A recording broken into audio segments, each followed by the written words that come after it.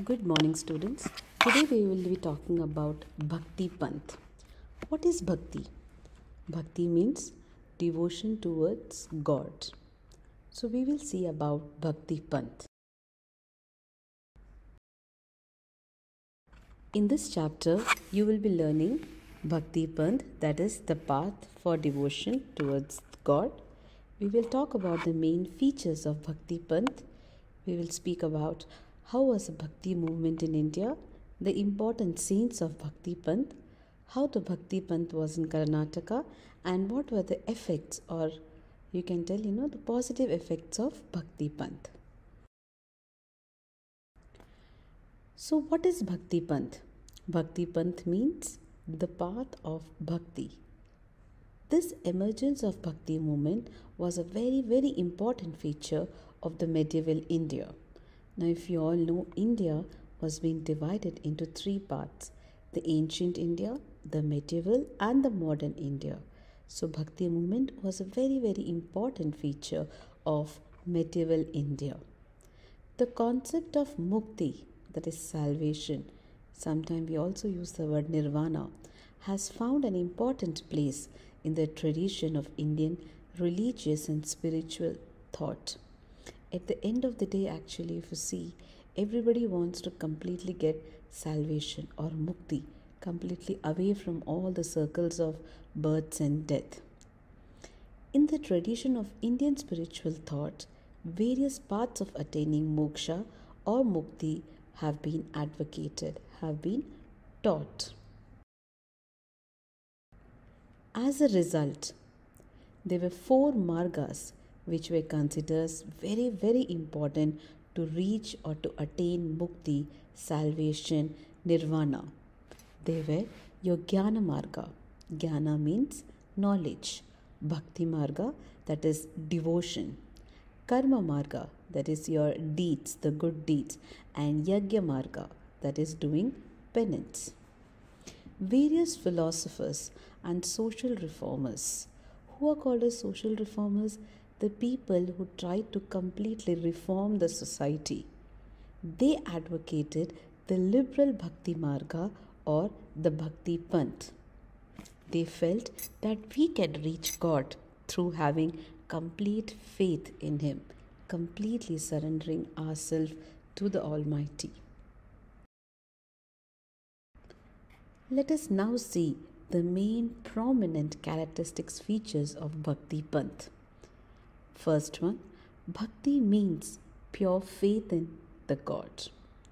The philosophers and the social reformers emphasized that total surrender of oneself to the God and pure and absolute faith in God.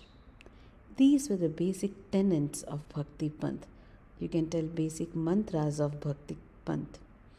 They try to inculcate a sense of brotherhood among the people and advocated equality of all religions. Very important. They stressed that we should have a feeling of brotherhoodness among each other, a feeling of fraternity, and we should be giving equal importance to all religion. The same thing is also mentioned in our constitution.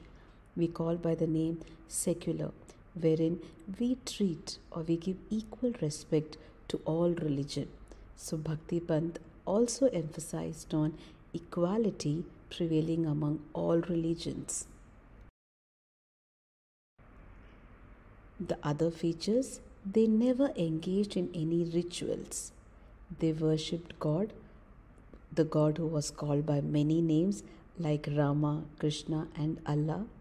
They advocated that Bhakti Marga was a prominent path for attaining mukti, that is your nirvana, your salvation. This Bhakti movement or Bhakti Panth reached people of all the various sections of society due to its pro-people stance. Now we have people coming from various sections. Few are coming from the upper section, that is a rich class. Few are coming from your poor section. We have so many various caste, everything. So Bhakti Panth reached people of all the various sections of our society. The saints who emerged during this period expressed their bhakti in their own native language, and it reached the people very, very successfully. Let us now see the few of the prominent bhakti saints. Many of the names you would have heard. Anybody wants to try? Yes, you are right. Among them were Ramananda, Namdev, Kabir, Guru Nanak. Guru Nanak is called as the founder of Sikhism. Mirabai, we all have heard about Mirabai's bhajan. Chaitanya Ravidas, Surdas, who were prominent saints of North India, and in South India we had Purandara Das and Kanakadasa and Shishunala Sharifa. They were the prominent bhakti saints of Karnataka. Now, parallel to that Bhaktipanth, there was something coming which is called as Sufism. This grew in Islam as a parallel development of the Bhaktipanth. Mutual influences can be found in both the movements. Mutual means Bhaktipanth had a positive impact or positive influence on Sufism, and Sufism also had their prominent and positive influence on Bhakti movement. I hope it is clear. Let us quickly have a summary of today's lesson. We spoke about what is Bhaktipanth, that is means the path of devotion towards God. It means having pure faith in the God. The emergence of Bhakti movement was an important feature in medieval India.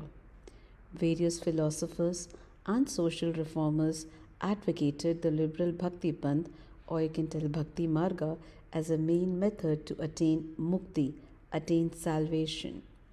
They emphasized that we need to have total surrender and have pure and absolute faith in God.